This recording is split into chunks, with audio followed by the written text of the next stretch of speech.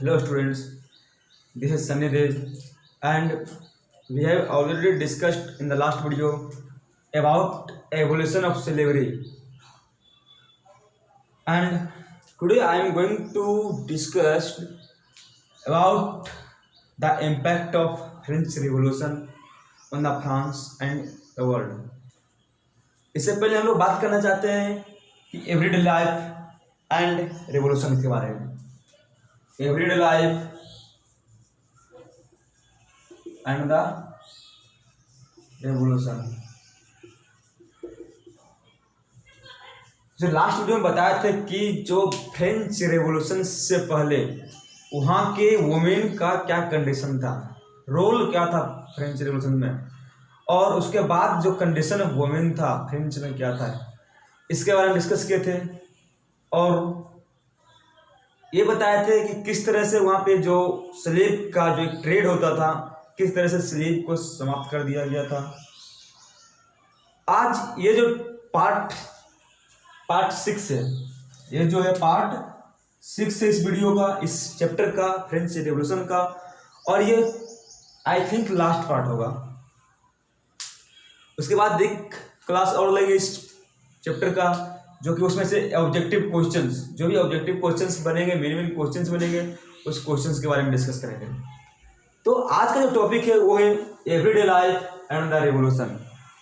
तो everyday life and the revolution की बात करते हैं तो क्या है, तो वो एवरीडे लाइफ में जो वहाँ का सेंसर्स, फ्रेंच रेवोल्यूशन जो था, उसके बाद क्या लाया कि एक बहुत बड़ा चेंज लाया। क्या लाया कि फ्रेंच रेवोल्यूशन जो था वो बहुत बड़ा चेंज लाया, और जो सेंसरशिप था, सेंसरशिप समाप्त कर दिया गया। सेंसरशिप जो था ये क्या हो गया, इसका एवोल्यूशन हो गया। अब ये पॉइंट बनता है कि सेंसरशिप क्या था। सेंसरशिप का मतलब हुआ कि वहां पर कोई भी काम, जैसे कोई भी थिंग, यानी कि बात करते हैं कि जैसे न्यूज़पेपर का पब्लिश होना है, मैगजीन पब्लिश होता था, बुक पब्लिश होता था, तो विदाउट सेंसर, जो परमिशन जो था किंग के, सेंसर का मतलब क्या, नोबिलिटी, जो किंग का जो हेड होता था, वहाँ के जो बहुत सारे जो मेंबर्स होते थे, उसकी बात कर रहे हैं कि राजा के दरबारियों के द्वारा कोर्ट में जो लोग रह रहे थे, सेंसर जिसको बोलते थे, कि सेंसर के परमिशन के विदाउट कोई भी काम वहाँ पे अलाउड नहीं था। ओके, तो इस तरह से क्या हुआ कि सेंसरशिप समाप्त हो गया।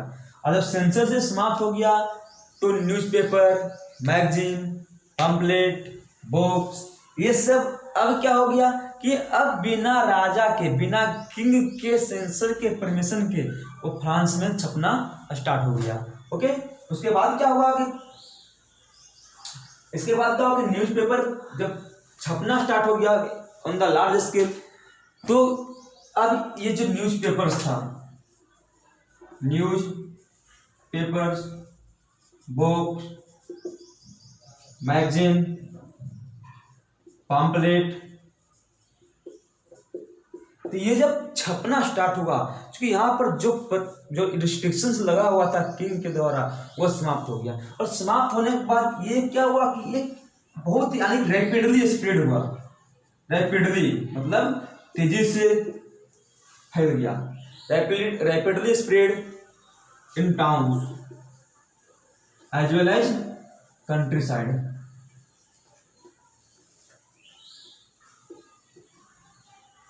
क्या हुआ कि तेजी से फैल गया, रैपिडली मतलब तेजी से पूरे शहर में, क्योंकि अब छपना अलाउड हो गया।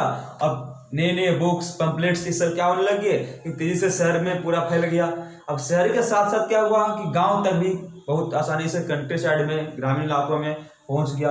और जब मैगजीन्स, बुक, पैम्फलेट, ये सब से लोगों में जागरूकता बढ़ी, फ्रेंच रेवोल्यूशन के दौरान जो हुआ, उससे लोग, अब जब मैगजीन, न्यूज़पेपर गांव जा रहे हैं तो क्या चल रहा है गवर्नमेंट के साथ, क्या हो रहा है किंग के साथ, ये सब क्या होने लग गया, ये सब गांव के लोगों तक पहुंच गया। और जब गांव के लोगों तक पहुंच गया तो फिर क्या हो गया कि इसके बाद क्या हुआ कि जैसे सॉन्ग्स हो गया, प्ले हो गया, और जो फास्ट, मतलब कि सॉन्ग्स लिख देते हैं, सॉन्ग्स, प्लेज, प्लेज मतलब हो गया क्या, ड्रामा, नाटक, प्लेज, फेस्टिव प्रोग्राम्स,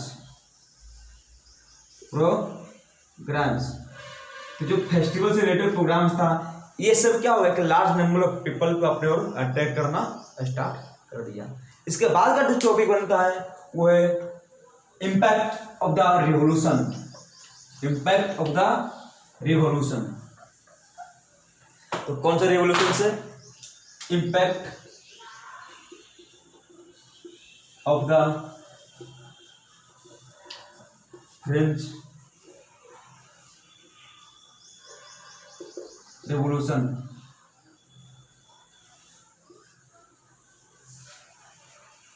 जो फ्रेंच रिवॉल्यूशन, इसका इम्पैक्ट की बात करते हैं, इसका इम्पैक्ट वर्ल्ड पर भी पड़ा और फ्रांस भी पड़ा। तो सबसे पहले हम देखते हैं कि फ्रांस, सबसे पहले हम बात करते हैं कि इसका इम्पैक्ट फ्रांस पे क्या पड़ा। ओके, तो फ्रांस पे इम्पैक्ट की बात करते हैं तो बात करते हैं सबसे पहले कि जब डाउनफॉल हुआ मोनार्की का, क्या हुआ, जब मोनार्की का डाउनफॉल हुआ,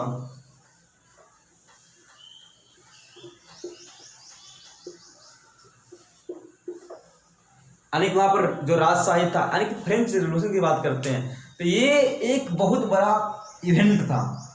और इस इवेंट के बाद बोलते हैं कि यूरोप में न्यू इरा का स्टार्ट हुआ, नया युग प्रारंभ हुआ, नए तरीके से लोग रहने लगे। क्योंकि ये जो फ्रेंच रिवॉल्यूशन से, ये सिर्फ फ्रांस को ही नहीं कि पूरा वर्ल्ड को झकझोर के रख दिया। यानी कि इसका इफेक्ट सिर्फ फ्रांस पे नहीं, पूरे यूरोप पे, और यूरोप के साथ साथ वर्ल्ड पे भी पड़ा। जब मोनार्की, सबसे पहले क्या हुआ, पहला इम्पैक्ट क्या पड़ा कि डाउनफॉल हो गया, किसका, मोनार्की का। मोनार्की जो राजशाही था, मोनार्की समाप्त हो गया, राजशाही समाप्त हो गया। जो divine of theory of kingship था, इसको बोलते हैं क्या, divine of theory of kingship था, ये क्या कर दिया गया, समाप्त कर दिया गया। और जो 1791 में क्या बना, जो नेशनल असेंबली, नेशनल असेंबली जो क्या था कि राजशाही पर मतलब कि कंट्रोल लगा दिया। यानी कि जब पीपल चाहेगा, राजा तो रहेगा लेकिन किसके मर्जी पे, तो जब पीपल चाहेगा, लोग चाहेगा, तब तक राजा रहेगा, ऐसे नहीं रहेगा। लेकिन फ्रांस डिक्लेयर्ड हो गया जस्ट लाइक। फिर इसके बाद क्या हुआ कि फ्रांस को, तो ये तो हो गया कि 1791 में नेशनल असेंबली के तहत जो पावर था राजा का, किंग का, वो मिक्स हो गया किसके साथ, नेशनल असेंबली के साथ। इसके बाद क्या हुआ कि सितंबर 1792 को, 22 सितंबर 1792 को क्या हुआ, फ्रांस रिपब्लिक हो गया। फ्रांस को क्या बना दिया गया, रिपब्लिक, यानी कि जो फ्रांस था, फ्रांस को जो मोनार्की था वो भी 1792 में क्या कर दिया गया, 1792 में जो रिपब्लिक पूर्ण रूप से घोषित कर दिया गया। यानी कि 1791 असेंबली के तहत क्या हुआ था कि नेशनल असेंबली और राजा दोनों मिलकर काम करेगा, रूल करेगा, गवर्नमेंट चलाएगा, और जो पावर था राजा का उसको कंट्रोल कर दिया गया। यानी कि जो पावर था राजा का, किंग का, उस पर क्या कर दिया गया, अंकुश लगा दिया गया। लेकिन ये सितंबर 1792 में क्या हुआ कि अब यानी कि मोनार्की को पूर्ण रूप से समाप्त कर दिया, मोनार्की को पूर्ण रूप से कंप्लीटली समाप्त कर दिया, एबोलिश कर दिया, और फ्रांस क्या बन गया, एक रिपब्लिक बन गया। ओके, इसके बाद क्या हुआ कि फ्रांस को फर्स्ट रिटन कॉन्स्टिट्यूशन मिला। फ्रांस रिवोल्ट के बाद got written constitution, written, France को क्या मिल गया, तो फ्रांस प्राप्त कर लिया एक रिटन कॉन्स्टिट्यूशन। अब इस रिटन कॉन्स्टिट्यूशन के तहत क्या होने लगा, गवर्नमेंट चलाया जाने लगा। और क्या हुआ कि फ्रांस जो था राइट टू ग्रांटेड, ठीक था कि France granted right to vote, right to vote. अब क्या हो गया, वोटिंग का अधिकार मिल गया, वोटिंग का अधिकार मिल गया। भले 1791 की नेशनल असेंबली के तहत क्या किया गया इसको कि जो एक्टिव सिटीजन है, ऑलरेडी डिस्कस किए कि एक्टिव सिटीजन वोटिंग करेगा, पैसिव सिटीजन नहीं। तो ये किसके तहत हुआ, तो ये किसका इम्पैक्ट था, ये रिवॉल्यूशंस के बाद का इम्पैक्ट था। और जो रिपब्लिकन कंडीशन था, फिर क्या हुआ कि इन 1795 जो रिपब्लिकन जो फ्रांस था, फ्रांस में रिपब्लिकन कॉन्स्टिट्यूशंस को क्या कर दिया गया, ग्रांट किया गया। और इसका प्रभाव फिर क्या क्या हुआ कि जो फ्यूडल सिस्टम था ये हुआ। फिर अगला क्या था कि जो फ्यूडल सिस्टम था, तो क्या कर दिया गया, फ्यूडल सिस्टम को कंप्लीटली समाप्त कर दिया गया। फ्यूडल सिस्टम मतलब क्या हो गया कि जो सामंतवादी व्यवस्था था, जो लोग जमीन को, जो लैंड था, लैंड को रेंट पे करना पड़ता था, उसको समाप्त कर दिया गया। और पेजेंट्स क्या हुआ, पेजेंट्स फ्री हो गया रेंट देने से, रेवेन्यू देने से। इसके बाद क्या हुआ कि जो चर्च था, चर्च का जो प्रॉपर्टी था उसको गवर्नमेंट ने अपने कंट्रोल में ले लिया था। ओके, जो चर्च था उसको गवर्नमेंट अपने प्रॉपर्टी में ले लिया था। और क्या हुआ, मैन राइट, जो 1789 में right of man and citizens की बात की गई, declaration of right of man and citizen, उसको डिक्लेयर कर दिया गया। और इसके तहत सबको क्या कर दिया गया, इक्वलिटी और फ्रेटर्निटी की बात कही गई। यानी कि सभी क्या है कि जो इक्वलिटी है उसको नेचुरल राइट बना दिया गया। क्या कर दिया गया, उसको नेचुरल राइट बना दिया गया। फ्रीडम ऑफ स्पीच, अब इसमें क्या क्या था, फ्रीडम ऑफ स्पीच था एंड एक्सप्रेशन ऑफ व्यूज, इसको क्या कर दिया गया, नेचुरल राइट। यानी कि लोग क्या होता है, बोलने की आज़ादी है, अपना व्यू एक्सप्रेस करने की आज़ादी है, सभी इक्वल हैं, सभी को भाईचारा बनाए रखना चाहिए। तो ये सब को क्या कर दिया गया, जो स्पीच था, freedom of speech and expression of views, इसको जो है नेचुरल राइट कर दिया, घोषित कर दिया गया। ओके, तो ये था क्या, इम्पैक्ट ऑन फ्रांस था। इसके बाद वर्ल्ड पे क्या प्रभाव पड़ा, वर्ल्ड पे क्या इम्पैक्ट हुआ।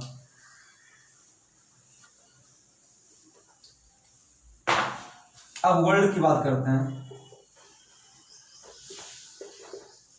तो ये जो फ्रेंच रेवोल्यूशंस की बात कर रहे हैं, जो फ्रेंच रेवोल्यूशन से यानी कि इवेंट्स स्टार्ट होना शुरू हो गया यहाँ से। फ्रेंच रेवोल्यूशन के बाद कि जो वहाँ का जो नेबर कंट्री था, Spain, Holland, Austria, Hungary, Germany, Russia, ये सारे जगहों पे क्या हुआ, Russia, Germany, Holland, Hungary,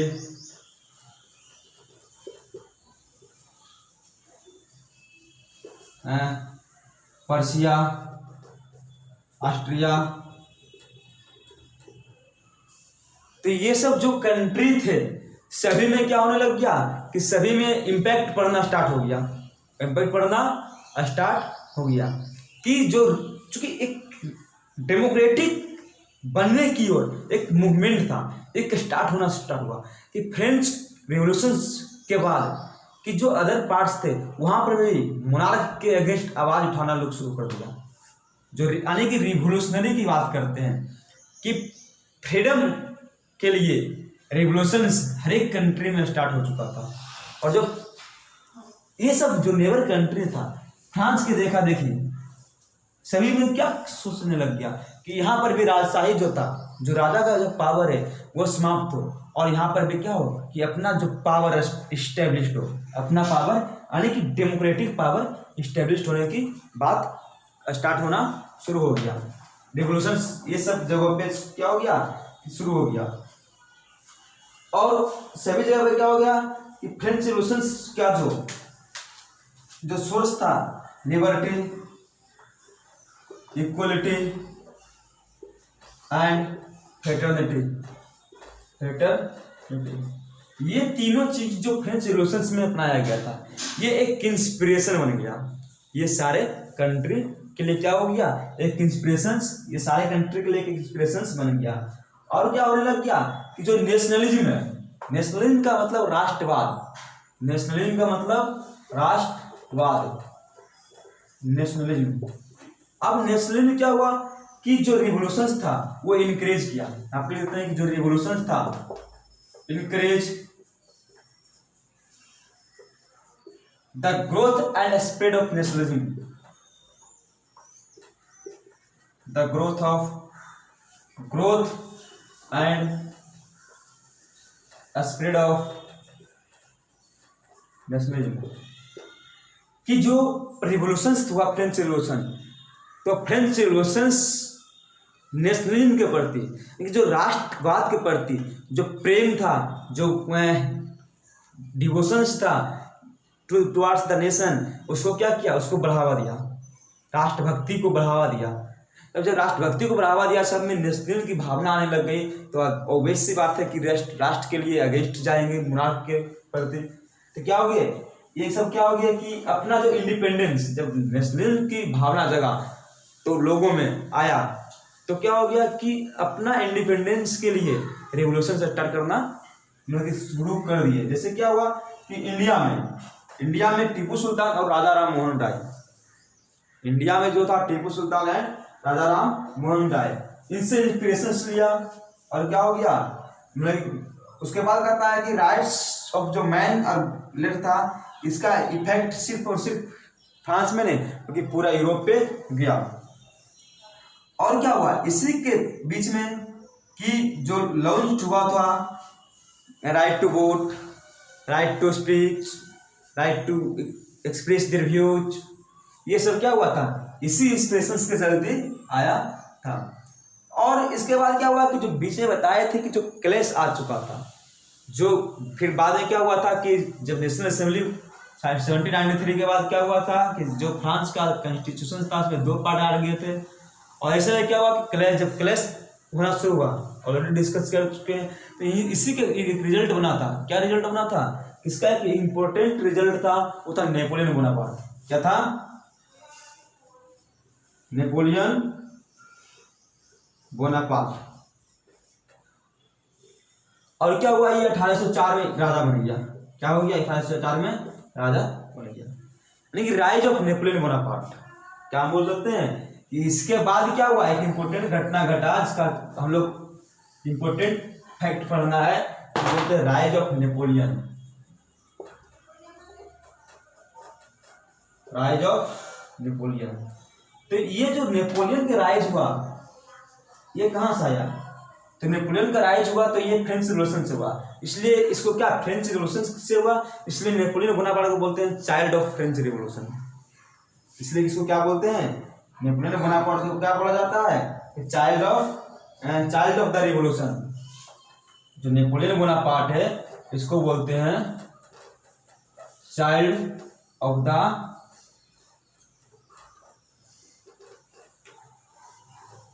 of the revolution. जो नेपोलियन बोनापार्ट है इसका जब राइज हुआ और 1804 में क्या हुआ, ये राजा बन गया। तो स्टार्टिंग में इसको एक जिसे बोलते हैं दूत, भगवान का दूत समझता था कि ये हमको आज़ादी दिलाएगा। क्या करेगा कि जो इफेक्ट जो फ्रेंच रिवॉल्यूशन का था, ये मतलब जो नेपोलियन बोनापार्ट क्या हुआ कि जब ये आया तो इसको स्टार्टिंग में मतलब कि क्या समझने जाने लगा कि उसको जनरली मॉडर्नाइजर ऑफ यूरोप समझा जाता था, मॉडर्नाइजर ऑफ यूरोप। हालांकि काम बहुत अच्छे से किया सर, कोई दो बात नहीं है, कोई दो राय नहीं है कि जो नेपोलियन बोनापार्ट था उन्होंने काम बहुत सारे किए थे और अच्छे काम किए थे। स्टार्टिंग में जब जिस कंट्री में जहाँ जहाँ ये जाते थे तो वहाँ लोग समझते थे क्या कि ये मॉडर्नाइज करेगा, यूरोप को मॉडर्न बनाएगा। लेकिन क्या हुआ कि जो इनकी आर्मी थे, इनकी आर्मी का जो मंसूबा था कुछ और था। तो ये क्या हुआ कि ये बहुत सारी लड़ाइयाँ जीते थे। नेपोलियन बोनापार्ट क्या थे कि बहुत सारी लड़ाइयाँ जीते थे, बहुत सारे विक्ट्री जिनके हुए थे। और ये क्या हुआ कि कई सारे लॉ बनाए थे, कई सारे नियम बनाए थे, system of weight, system of weight and measurement.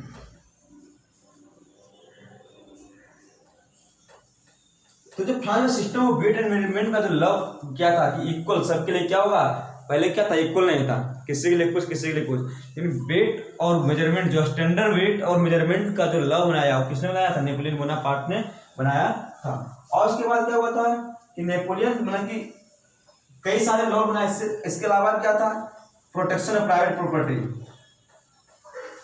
Protection of private property protection के लिए भी इन्होंने क्या किया था, प्राइवेट प्रॉपर्टी के प्रोटेक्शन के लिए भी इन्होंने लॉ बनाया था।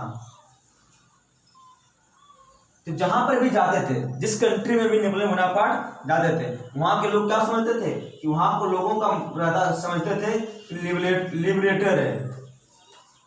लेकिन कुछ जो लोगों को फ्रीडम का संदेशा लाया, लेकिन इसके सैनिक क्या हुआ, जो आर्मी था इनका, वो अपना जो फोर्स था इन्वेड करना शुरू कर दिया, यानी कि अटैक करना शुरू कर दिया और उसको अपने कब्जे में लेना शुरू किया। तो इस तरह से क्या हो गया, क्योंकि ये अब जहां पर जा रहे थे तो अपना यानी कि लोगों को फ्रीडम के लिए आगाह कर रहे थे। लेकिन हुआ क्या कि जब इनकी आर्मी जब अटैक करना शुरू कर दिए, इन्वेड करना स्टार्ट किए, तो सभी जो जब नेपोलियन सब जगह जा रहे थे तो आसपास वाले जो मुनार्क थे सब, उस सब मुनार्की को क्या होने लग गया, जो सारे मुनार्क थे उनमें खतरा व्याप्त शुरू हो गया, यानी कि डर भय का जो है पूरा क्या हो गया, माहौल बन गया कि अब धीरे धीरे नेपोलियन बोनापार्ट क्या करेगा, पूरा राजशाही को समाप्त कर देगा। इसके चलते उन्होंने क्या किया कि कई सारे लड़ाइयाँ शुरू हो गई और फाइनली 1815 में वाटरलू बैटल ऑफ वाटरलू में क्या हो गया, नेपोलियन बोनापार्ट को हरा दिया गया। ओके, इसके बाद हम बात करते हैं कुछ छोड़े हुए थे पॉलिटिकल में, कि कुछ बता देते हैं कि पॉलिटी में हम कुछ छोड़े हुए थे। इसी के जो पॉलिटिकल लाइफ है वहाँ का, उसमें कुछ छोड़े हुए थे। उसमें जैसे सिंबल्स यूज होते हैं, इसके बारे में हम डिस्कस कर लेते हैं कि सिंबल्स क्या कहते हैं। कहता है कि स्नेक, यानी कि इस तरह से क्या बना हुआ है, ये ऐसे बना हुआ है मुंह स्नेक का,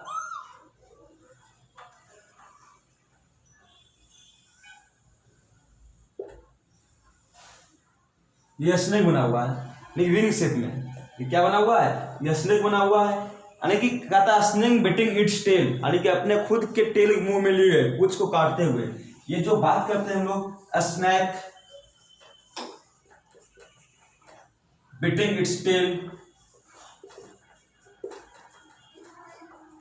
tell to form a ring, ये क्या हुआ कि snake biting its tail to form a ring, यानी कि एक सिंबल है। ये सिंबल क्या है कि स्नैक अपने टेल को खुद से काटते हुए यानी मुंह में लेते हुए इसको क्या बनाया गया है, एक रिंग का फॉर्मेशन हुआ। ये किसका सिंबल है, ये सिंबल है रिंग। जो है रिंग का मतलब क्या हो गया कि रिंग इस तरह से बनेगा रिंग। तो रिंग कभी कहाँ से एंड हुआ, कहाँ से हुआ, यानी कि never way and never way start. इसका मतलब क्या होगा कि ये रिंग है नाइदर बिगिनिंग और nor and, it stands for eternity. तो ये क्या है कि ना ही खत्म होता है ना ही समाप्त होता है, जो क्या शो करता है, इटर्निटी को शो करता है। उसके बाद कहता है ब्रोकन चेन, जो चेन बना हुआ है इस तरह से चेन बना हुआ है, और यहाँ पर फिर क्या है सिंबल बना हुआ है कि चेन ब्रोकन चेन टूटा हुआ है। तो ब्रोकन चेन का मतलब क्या हो गया कि जो ब्रोकन चेन का मतलब हो गया बिकमिंग फ्री। चेन जैसे क्या है कि चेन बना हुआ है, चेन ब्रोक हो गया, टूट गया। तो टूट गया मतलब क्या है, चेन में बना हुआ है मतलब स्लेव बना हुआ है, लेकिन जैसे ही चेन ब्रेक हो गया मतलब वो क्या हो गया, आजाद हो गया, वो फ्री हो गया। तो जो ब्रेकिंग चेन है वो किसका सुगर स्टैंड से, मतलब कि वो ब्रेकिंग चेन जो है वो सिंबलाइज करता है आजादी का। क्या शो करता है, आजादी का, यानी कि इट्स स्टैंड्स फॉर लिबर्टी। क्या कहता है रेड पिरियन कैप, ये क्या शो करता है, तो ये becoming free, born by slave upon becoming free. जो स्लेव जो टोपी पहन के काम करते थे, टोपी बना हुआ इस तरह से, तो ये क्या शो करता है, बिकमिंग फ्री। जो रेड पिरियन कैप है ये शो करता है कि जो स्लेव था अब स्लेव क्या हो चुका है, फ्री हो चुका है। इसके बाद क्या है blue white red. Blue white red मतलब क्या है कि ब्लू व्हाइट रेड वहां का 3 कलर है, नेशनल कलर है फ्रेंच का, ब्लू व्हाइट रेड। फिर कहता है कि स्क्रिप्चर मतलब क्या है, स्क्रिप्चर जो रॉयल पावर को शो करता है। तो ऐसे कुछ पावर बंडल ऑफ रॉड, मतलब बंडल ऑफ फ्रेटर्निटी को, कि एक बंडल को हम आसानी से एक रॉड को तोड़ सकते हैं, लेकिन जब क्या है कि पूरा बंडल बहुत सारा रहेगा तो उसको तोड़ना ब्रेक करना बहुत ही कठिन होगा। क्योंकि जो बंडल ऑफ रॉड शो करता है, क्या बंडल ऑफ रॉड शो करता है, वो शो करता है फ्रेटर्निटी, यानी कि भाईचारा, सभी हम आपस में क्या है, एक दूसरे से जुड़े हुए हैं।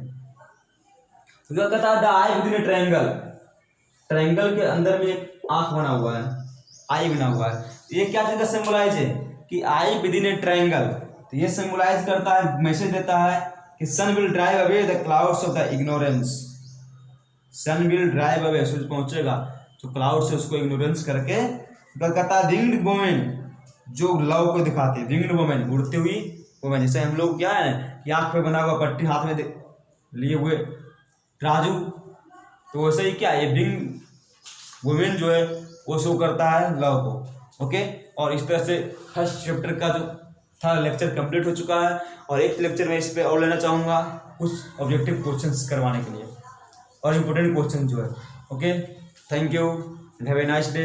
और अभी तक आपने चैनल को सब्सक्राइब नहीं किया है तो प्लीज़ चैनल को सब्सक्राइब करें, और इस पर ज्योग्राफी का वीडियो और हिस्ट्री का वीडियो अपलोड किया जाएगा। Okay, thank you.